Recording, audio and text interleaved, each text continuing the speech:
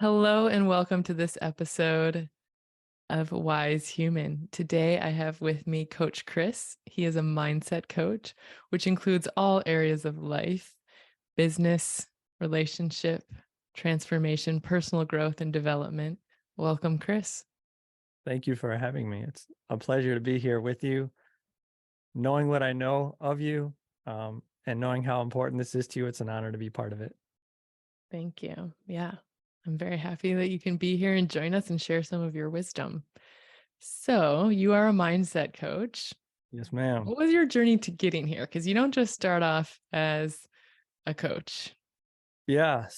I've always had it in me. I started with athletics though. So when I was growing up, I was a track guy, cross country. Um, and then when I graduated high school, it's interesting. Like I didn't realize I would have known to do this, but my coach had asked me, "Hey, do you want to be a volunteer assistant?" Because when I went to college, my dad was a professor at the community college down the road, so I got free tuition if I went there. So I just stayed home, and so I ended up being a volunteer assistant cross country coach my first year out of high school, and absolutely loved it. So I became a teacher. I went to school to become a teacher, and my first year teaching, I always hung out with the gym teacher, and because I just love sports, and he got me into the world of coaching professionally. So I started coaching the middle school track team, and then I did that for many, many years, and then eventually evolved into the high school and then varsity high school, and then from there it just I transitioned at some point into out of education and into like full on um, mindset personal coaching. Um, but I always like wanted to get into personal growth. Like even when I was a teacher, I spend like 20% of my time on character education or personal confidence development. Like I was frustrated because so many kids were failing, even though, you know, I learned to do everything by the book. Like I was the guy who was very competitive and had to win. So I would like go to every workshop. I would stay after school late and just work, work, work.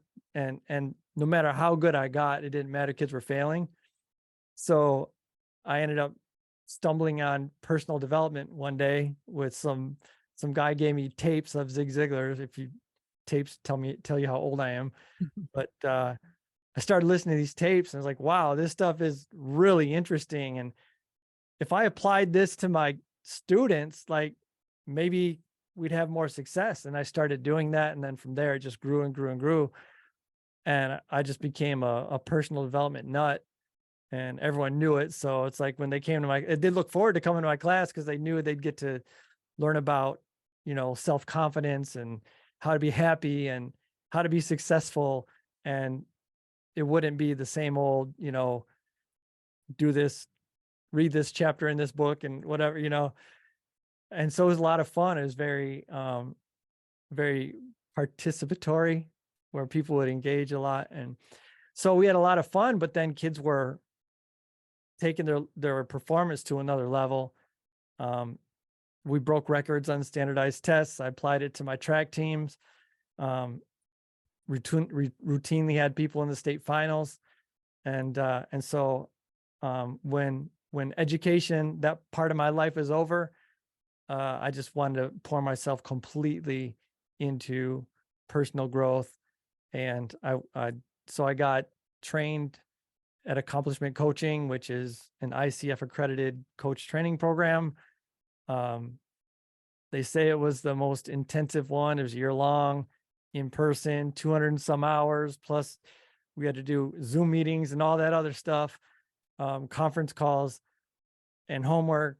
So I wanted to like be challenged, and then from there, I've done that ever since. I've been a coach ever since then.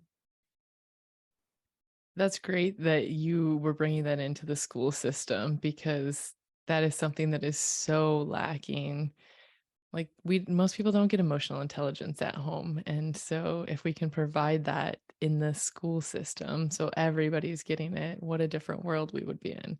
So I applaud you for bringing that in. Thank you. So I had that same thought a few years into my professional coaching career.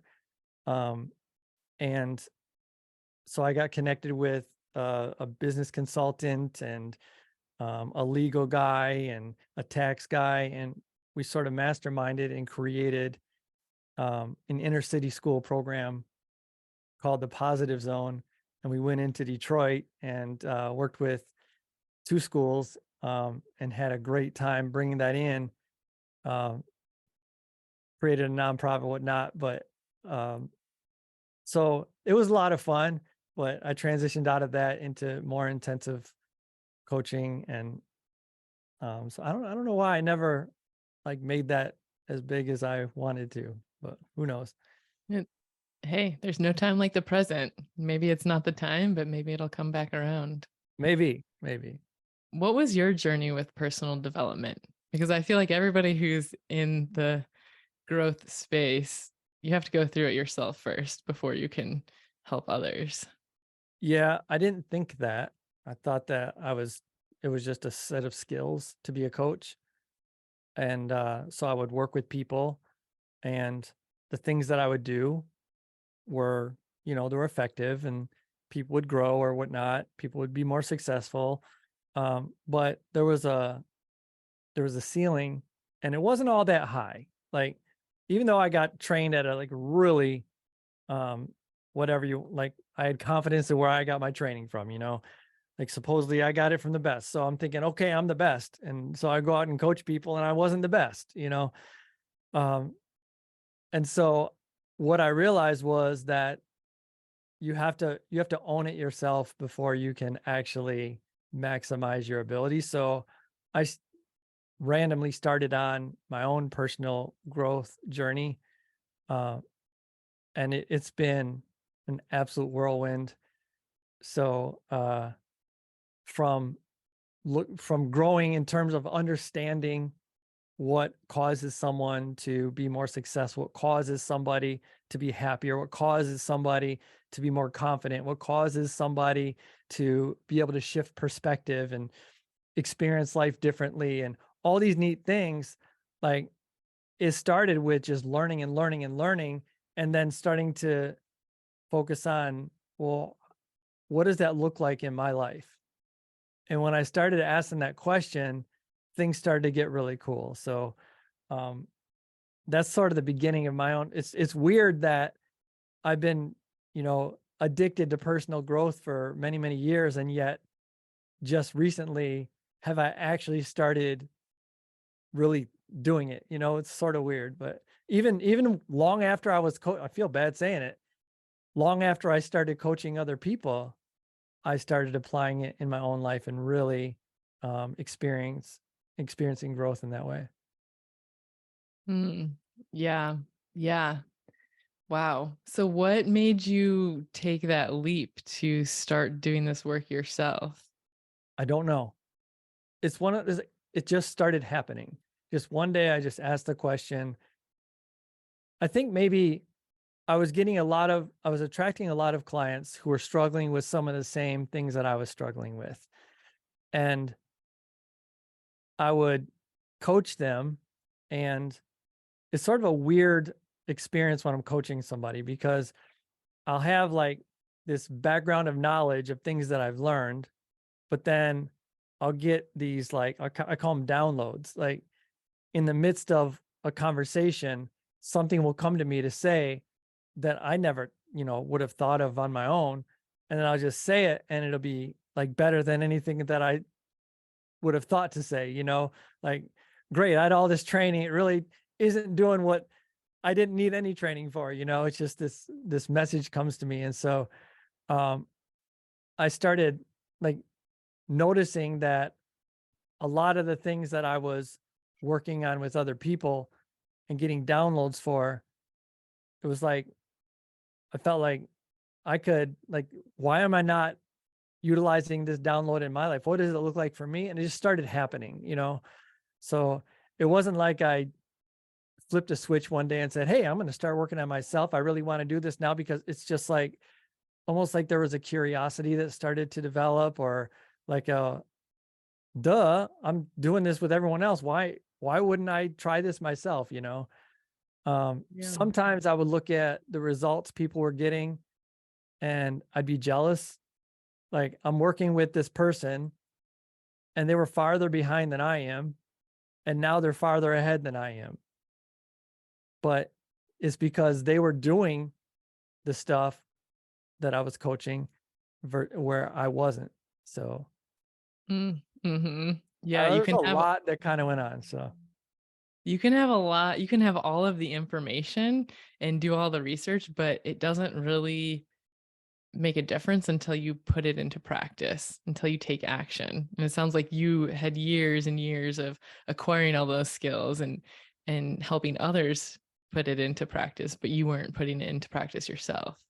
yeah, you know, the cool thing about that is though, that because I knew so much when I started, like it was almost like being on a playground as a child. Like like I was the kid who knew how to do the jungle gym, every aspect of it. I was the one who knew how to make a perfect sandcastle. Like whatever we do on the playground, I was able to just really do it well. So it made it super fun once I started, and it it's still fun. You know, I can't get enough. So And I would imagine that your growth was probably exponential because you had all of the knowledge already, or a lot of knowledge already. So you already had skills and tools of how to work through once you made that commitment to put in the work.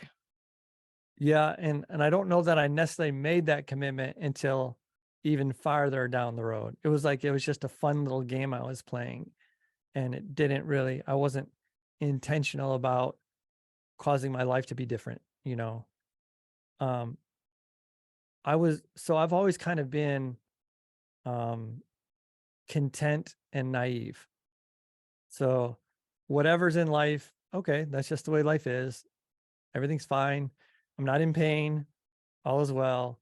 And I don't know what I don't know, and I don't care because I have this bubble that I'm cool with, you know? So I never like really went out of my way to say I need to change my life. It just kind of organically evolved. And then the longer I did it, the more I wanted. And then um, recently I just like, wow, yeah, no, I want to be in the life of my dreams. So let's see what I can create now, you know. So it's been fun. Um, but it's also been maddening when I slip back and fall back into old habits and patterns. And um, Let's talk more about that. okay. What personally, what do you do when something like that happens? When you're faced with a situation and you see yourself going back to the old learned behavior instead of the new So pattern that you're trying to establish. so I can tell you what I teach and I'll tell you what I do. Okay. So what I teach is um, be relentless, meaning as soon as you're aware, let's say you really want something, you want to have a particular behavior, you want behavior B, but you're having behavior A. As soon as you notice that you're back in behavior A, you can then choose behavior B. And you have to be so in love with behavior B that it's a stronger desire than the comfort or whatever behavior A is, right? And so it's easy as soon as you notice, like, oh, yeah, no, I'd rather be behavior B. That's my commitment. That's what I really want. Um, and so every time you fall back, it's just simple awareness and choice, awareness and choice. A lot of times it's easy when you fall back to behavior A to get attached to it and say, oh, no, no, I really don't like behavior B better. I want behavior A just for another few minutes, and then another few minutes, and then another few minutes. Or sometimes I'll beat myself up when I'm back in behavior A and say, I should have been in behavior B. I can't believe I did. I can't believe I'm still not good enough at behavior B or whatever, you know, and then that triggers other stuff. So it's easy to kind of slide down the mountain a little bit. Um, but um, the more mindfulness I've done, the easier it's been to just, oh, okay, I'm in A. Let's go back to B and be good with it. So, Mhm. and now I'm getting competitive with it. I always have this competitive drive. I don't know what it is, but now I want to see how quick I can do it, you know? How quick you can catch yourself and then shift Yeah. perspectives. Yeah. And I'm Mhm. assuming down the road, I'll be like, how much percentage of time can I spend in all of the empowering behaviors that I desire for myself versus all of the old patterns that have held me back for years, you know? Mhm. How does one break those patterns because they're so deeply ingrained? I mean, they were essentially developed as part of our survival, Yeah. and they do feel comfortable even though it might be chaos. It's what we Hmm. know. How do we go in and break those? Yeah. So anytime you talk about a pattern, we're looking at pathways in the brain, and it's sort of like a river. If you're at the top of a mountain, right? And a river starts way up there, okay? And um so it, gravity is what causes water to collect in low areas and form rivers. So rivers always form in the lowest point on a landscape, okay? So if you were to go to where the river started and dig a trench that's even just a little deeper than what the river is, then the water will then go there instead because gravity will pull it down to the lowest spot. So what you want to do is you want to dig a deeper trench or pathway in your mind than what's currently there. And the way you do that is by having experiences that we call impressions, that are that have more repetition, so they happen more often, and they have more energy when it happens. So if you have a really high energy event, it'll immediately create a deep pathway. That's like PTSD happens when people have really traumatic experiences and there's so much energy, so much emotion involved that it creates this huge pathway immediately, right? But if you have repeated experiences that have an alternate pattern or alternate decision or behavior or whatever, then eventually that pathway will be deeper than the other. And as soon as that happens, it's like your subconscious mind just automatically chooses that one instead. It's like you can work at it and work at it and work at it. And the day that it becomes deeper, boom, everything changes. It's a pretty amazing thing.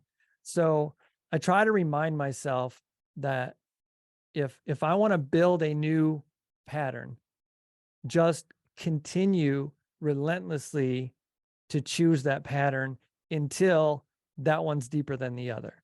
And then if I fall back, don't give it energy. Don't get upset. Don't get emotional. Just be like, "Oh, okay. It is what it is. No big deal. But I really want the other." And now I'm focused on the other with energy, you know?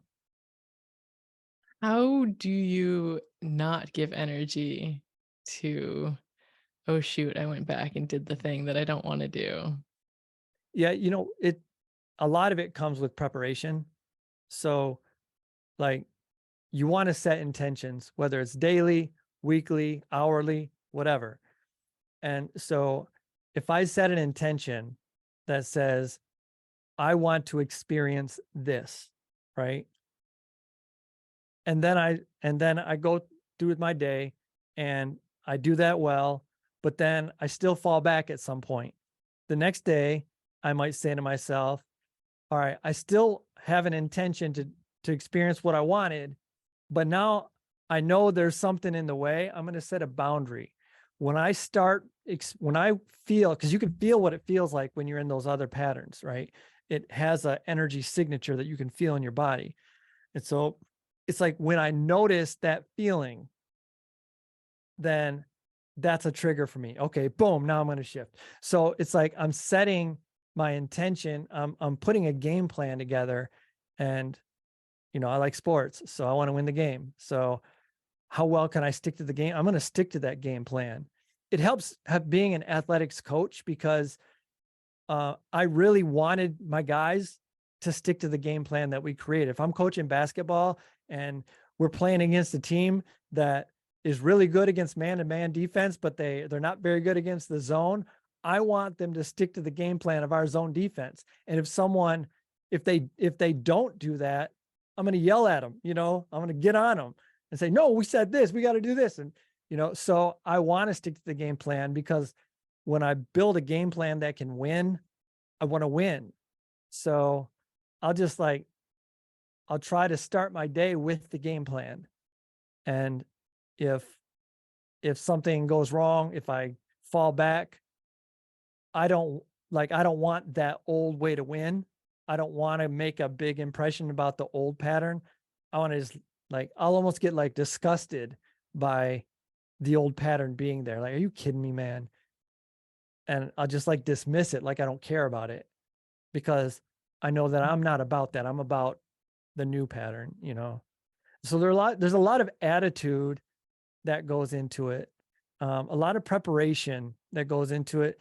And you start living your life that way. And before long, you're able to effortlessly build the new pattern.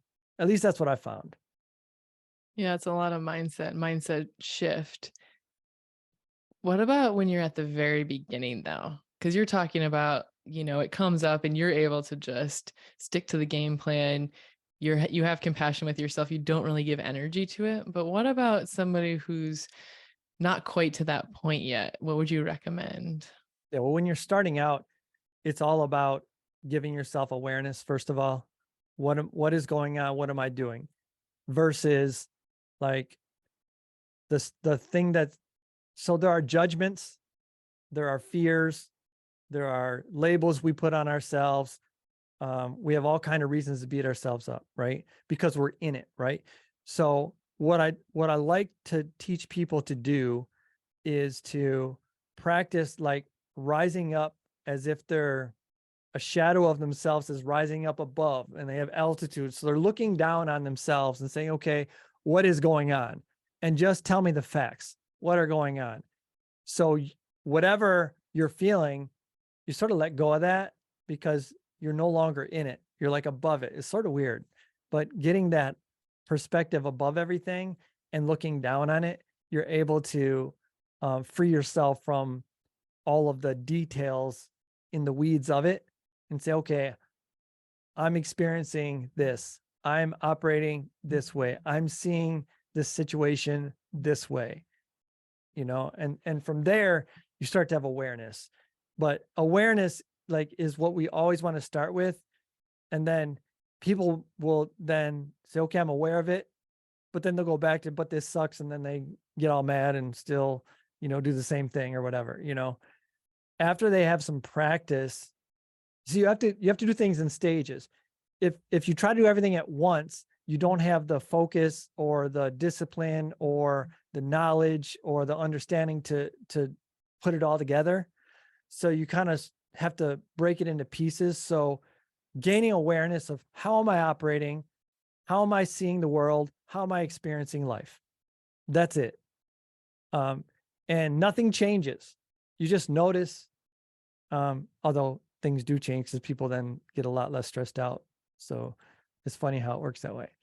After that, that's just to start. Once you've gained awareness, then you can start to say, what do I want? How do I want to see the world? How do I want to experience life? How do I want to operate? And operate is usually the first one people choose, because they have total control over what they do. So they think, okay, well, I want to do differently.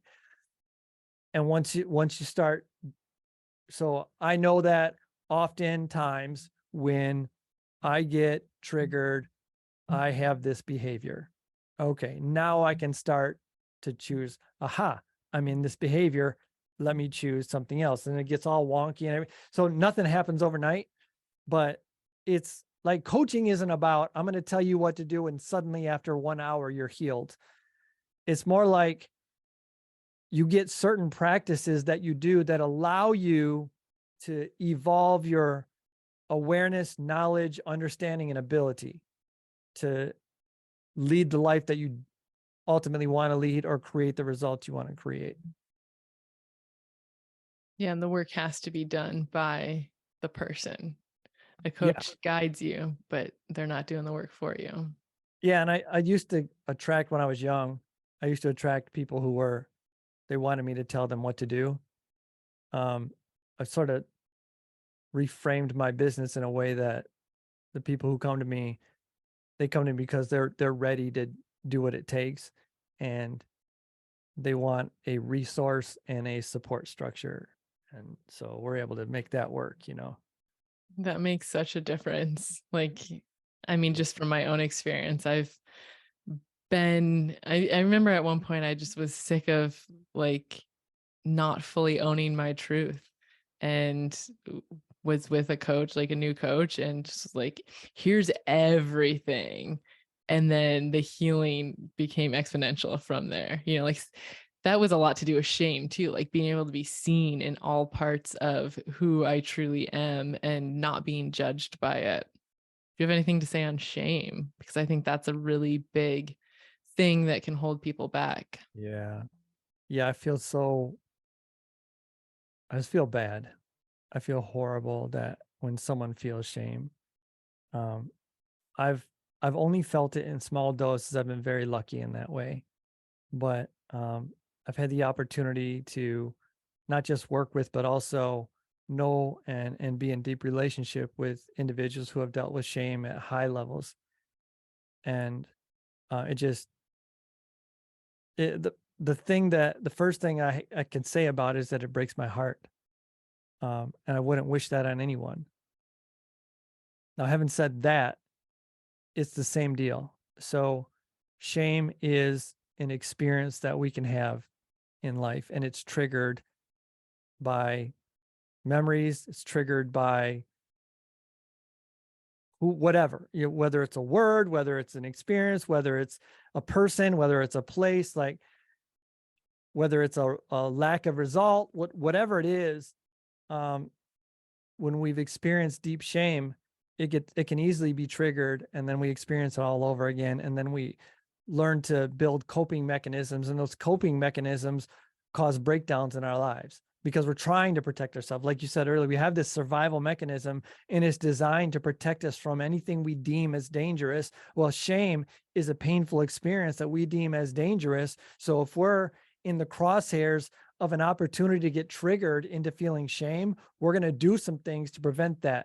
And so a lot of times people come to me because they have breakdowns in their life that they want to eliminate, but underneath it all is that those are just coping mechanisms that their survival mechanism is generating to protect them from the potential to experience shame. And so the first thing we have to do is like get to the root of it. And okay, so this is you protecting yourself from shame.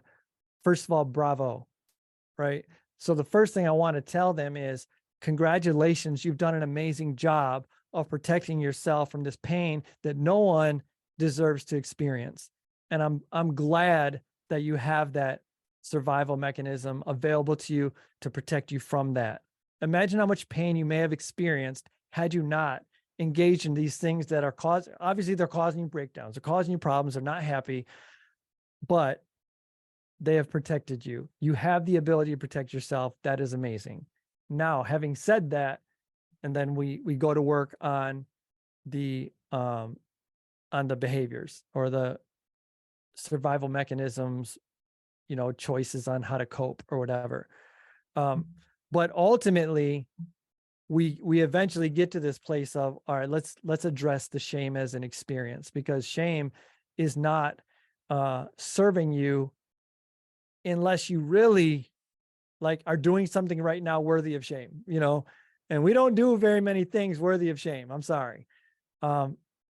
So we want to take that experience and give ourselves an alternative, right? So if I'm feeling shameful or regret something that I did, I can now go back to that same experience that I had, that same thing that I did, and I can ask myself, all right, okay, so let me back up, because in order to do that, you have to have an alternative. Okay. So if I say, I'm angry about such and such. I have to have a different alternative that I can experience about the same thing. So I'm really angry that this person cut me off in traffic, right?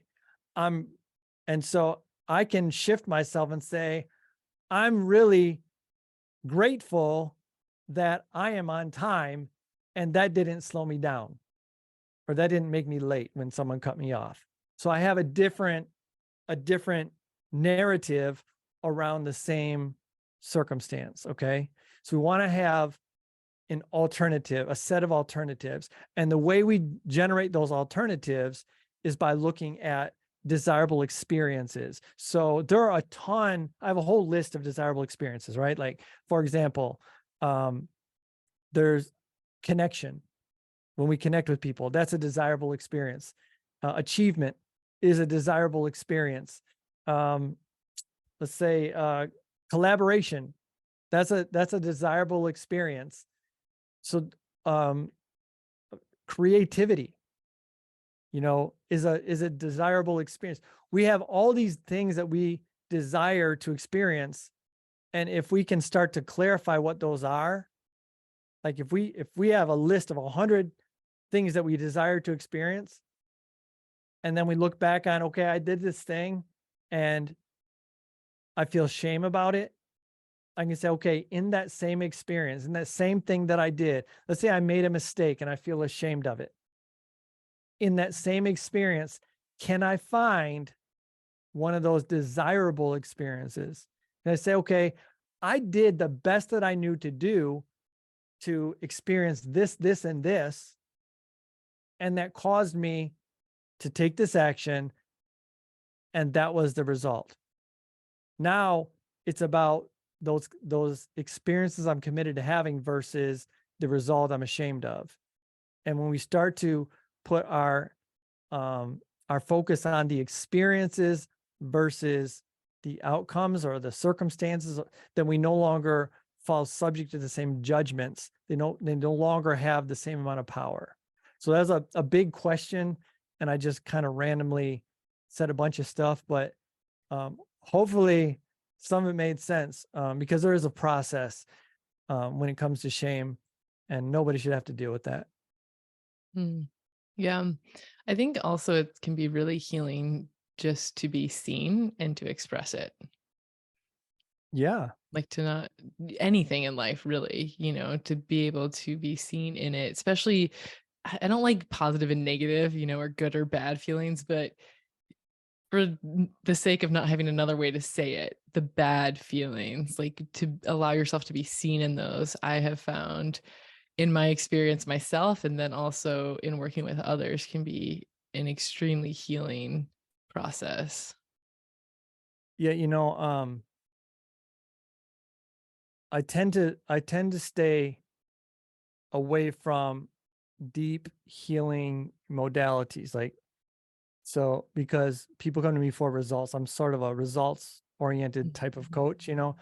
However, um when we do come across situations where we're feeling deep emotions, um the most important thing is to allow yourself to feel it, right? And then allow it to sort of run its course. So like if you resist feeling what you feel, that's where the energy is going to stay, okay? But if you are able to say, okay, I'm feeling shame, I'm feeling anger, I'm feeling disappointment, I'm feeling frustration, I'm feeling sadness or whatever, and just allow yourself to feel it without resistance. um the resistance is what causes the stress. It's not the emotion.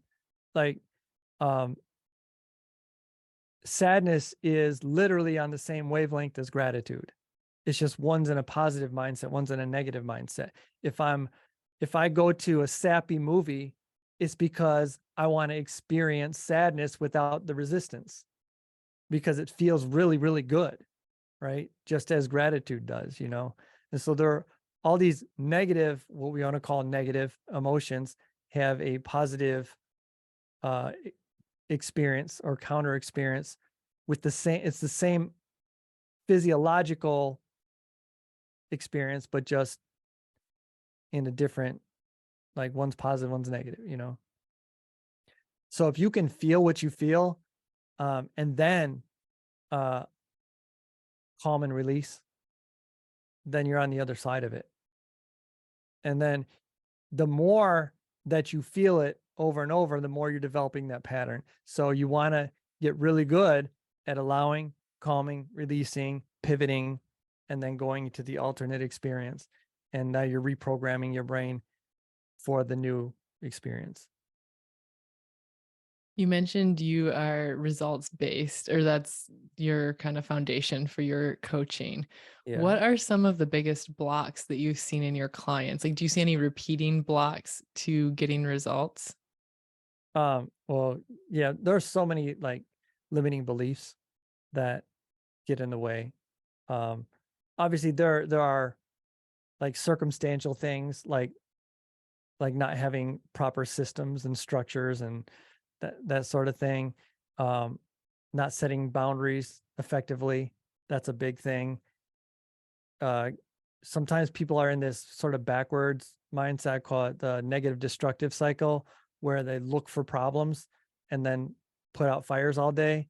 And yet they never are able to build what they want because that requires the opposite or a positive constructive focus, you know, and that cycle. So you want to know what you want and take action on it. And then know what you want, take action on it. Know what you want, take action on it versus find what you don't want, fix it. Find what you don't want, fix it. Like you never get past ground zero that way, you know. So that's a big one. There are a lot of in businesses in particular, or obviously relationships, there are relational breakdowns. So a lot of people just need to learn how to operate in an empowered way in relationships that allows, you know, allows the experience and the outcomes to be what they want. So that's a big part of it as well. There are a lot, it's not like just one or two things. There's so many things that can potentially get in the way of a person's outcomes and results. So it's just a matter of really having major deep conversations and getting to the bottom of it all, you know. Yeah, and it's unique for every individual. Yeah, but it's a lot of fun because like there are probably maybe 25 to 30 principles that govern how a person is able to succeed or achieve. And so no matter what a person is struggling with, something in that or a few of those things, those principles, those guiding principles can completely turn it around, you know. So that's kind of fun to see how these different commitments apply to a particular goal or situation, you know. What are a few of those guiding principles? Well, so there's I talked about one with the positive constructive and negative destructive. So there are four zones of reality. There's positive, there's negative, there's constructive and destructive.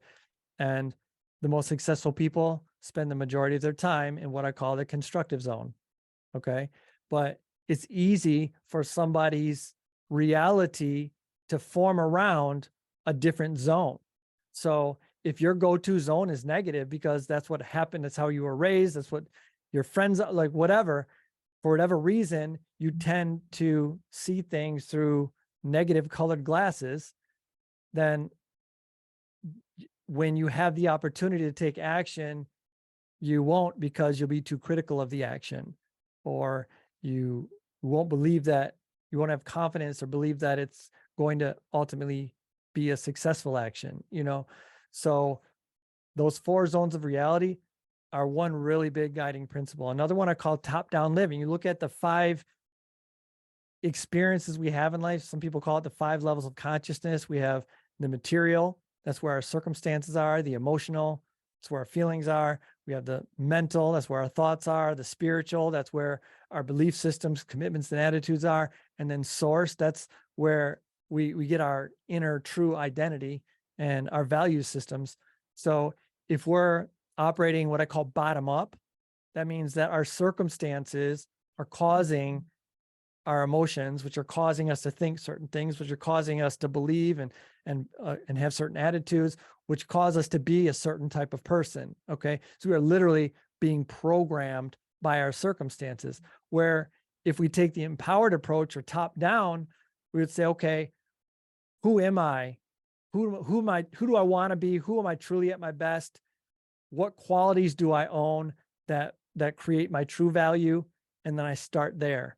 And then from there, what does that guy believe, or what is his attitudes in these situations? And then if I have those attitudes and beliefs, what am I thinking? Now I'm down at the mental level. And when I think that way, I feel a certain way. When I feel that way, that energizes me to take on certain things or take certain actions or see things differently. So you can program your low conscious reality by starting at the top, or you can program who you are if you start at the bottom. And so we want to go top down in order to be effective. Um, Another thing, something called neutral thinking, where when you get emotional, so emotional is here, mental is right above it. Okay. If you're in an emotional state, you can't access your brain.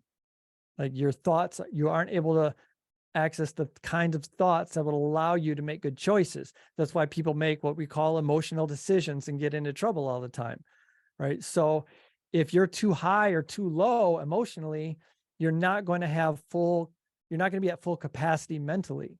So what we want to do is get people in this place of what I call a little more neutral, where in this neutral emotional place, they have access to their full capacity of thought, and then they can make amazing choices consistently that cause them to be very successful. So there are a bunch of them, but those are just a few.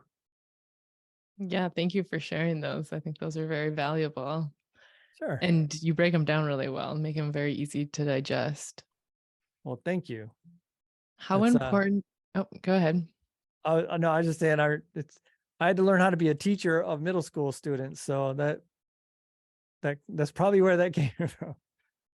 I mean, I think it's important to make things easy to digest so that anybody can understand it. Even if you have like a huge lexicon and, you're very intelligent, it's nice Mhm. to get things at a very rudimentary level. Yeah. Um, one of the most important things that I've learned in coaching is that it does not matter what you know. It only matters what the other person understands. So like I could be a speaker on a stage and make some cool like speeches and stuff, but that does absolutely nothing if the person I'm talking to doesn't receive the knowledge in a way that they need it and that it will impact them. Mhm. Yeah, and the way you say things might resonate with one person but not the other. They're in the same Right. room, but they got something completely different out of your speech or what you said. Yep. You have to connect with that person so completely and be in their world so much, but with your understanding, and your altitude, that that's the only way to make it work. How I I important I get turned off by the paradigm of just do what I tell you to do and then you'll be successful. That drives me insane. I don't think that's sustainable. No. Like, you have to believe it at your core to really change. Yeah. How important is it to know where you wanna go? So it depends on the question. So if circumstantially, it doesn't matter a whole lot, but from a standpoint of what you're committed to experiencing in life and what you're not willing to accept in life, that's really important. Because if you start there and say, okay, so let's say I have someone, they're in a project, right? Maybe they're a realtor and they're in a project to get more listings or whatever. Okay. So instead of saying, I need to know exactly how many listings the person will need, I need to know exactly what that would look like. I don't like doing it that way. I'd rather say, okay, you're in a listings project. Okay. What are you committed to experiencing and what are you not willing to experience? And then when they list those, it's like, okay, now you are committed to experiencing X, Y, and Z. What action could you take right now to fulfill that commitment in this project?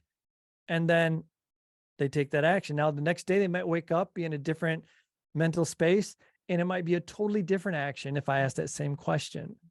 So when we get into like, I'm not a proponent of the whole like build your build your blueprint beforehand, like, or like the whole reverse results paradigm of like, where you know the result you want, what is it going to take to get that, and work your way back from there until you get to the action you take today, because that's not necessarily going to align with your true commitments and intentions and boundaries and all the things that are going to allow you to truly be consistent and happy when you're doing it, you know? Um, so it's very important to know what you're committed to. It's very important to know what your boundaries are. Thank you. Mhm. I have a few final questions for you, but before I move into those, is there anything else that you feel to share in this moment? Just that, what an amazing experience has been, um, just seeing you and your growth and your passions, and just in conversations with you, just hearing about the spirit inside of you, how happy you are, how much energy you have, seeing your posts, and there's always an encouraging word. I just don't know if people really realize how powerful of a force of good that you are. And so, um, anyone who comes on your podcast, and myself included, like, you did everything you could to bring out the best in me. You know, I didn't ask for that. You just did it. So there's a lot of appreciation and gratitude that I have about you. And I hope people, um, are seeing that, and that cause them to want to come see more and more episodes. Thank you, Chris. You're welcome. That means a lot. I appreciate that reflection. How can people connect with you if they want to reach out to you? What are your handles and your website and whatnot? Sure. So you can find me on Facebook or Instagram at Coach Chris Empowers. Um, and then my website is christopherjohncoaching.com. And so for whatever coaching need you would have, it's that same place. So there's a relationship coaching program that I have, there's a business coaching program I have, and there's a personal transformation coaching program I have, and they're all located at the same web page. So Excellent. And those will be in the show notes as well. awesome. What do you wish more people knew about you? Um, let's see how much I truly care about people, how much love I have for people. When I work with someone, it's not that I want to be good at what I do so much as I really want that person to experience the life of their dreams. And so, um, it matters enough for me to try to be as good as I possibly can and be relentless about it. So, um, yeah, I just really care. What is your current mantra or motto? I would say, I would say empowered people lead successful lives, and successful lives change the world. I like that. Final question.